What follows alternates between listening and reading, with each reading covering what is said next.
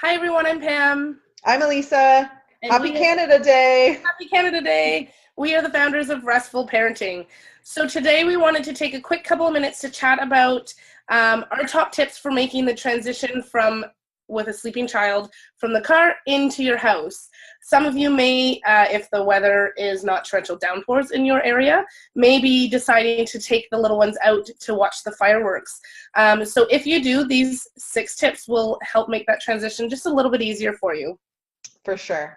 So the first thing that you want to do before you even leave your home to begin with, prepare your home for when you get home with your little one and they are asleep. You don't want to have to turn on a bunch of bright lights to bring them in. That'll only wake them up even more. So turn the lights off if you can. Set yourself up with a little night light so that you can see where you're going.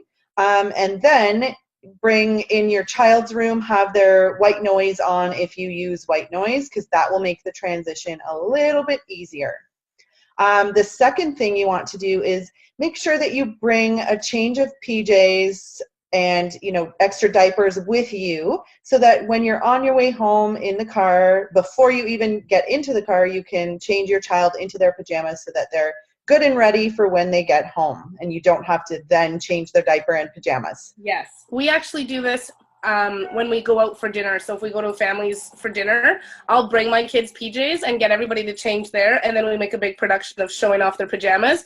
But then usually we're home a little bit later, so it's a really easy, okay, everybody up, brush your teeth and into bed type thing. So that's really great for dinners out as well. Yes, absolutely. I do it all the time as well. Yeah. So the other thing you want to do is when you arrive at home, if your child is asleep, the thing that mostly will wake them up is when you actually turn the engine of the car off. Yep. So I always find it easier. Well, I don't do it very often, but when I do, I find it easier to leave the car running, take the kids out of the car, do the transfer, and then if my husband is with me, then I'll leave him in the car with the car running, and he turns it off when we're out of the car. Yes. And that helps them sleep through that transfer a little bit more. So speaking of the car, you also want to make sure you turn off those interior lights, because there's nothing worse than getting home, pulling into the driveway, baby stayed asleep through the transition.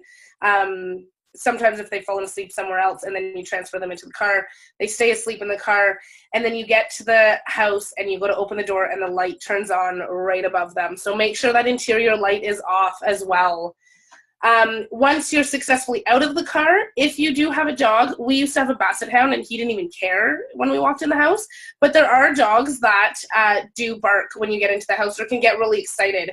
So again, have your partner go in first, maybe take the dog out back, so that you can scooch in with baby or vice versa. All right. And once you do get them into their room, then maybe hold them for a few minutes so that they settle, because for sure, if they didn't wake up during this process, they're in a lighter sleep, that's for sure.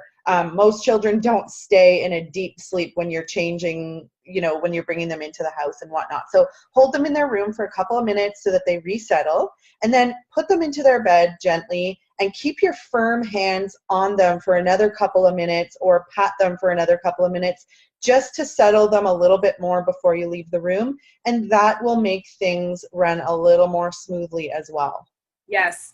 And if you have a little one in a bucket seat, you can just take that bucket right straight up into the room and kind of undo them from there.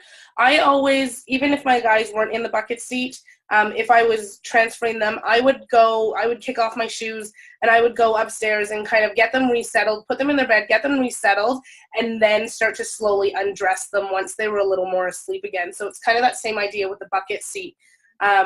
Have them in the room in that space and try and make that transition a little bit easier and slower into the crib or bassinet or wherever they may be sleeping.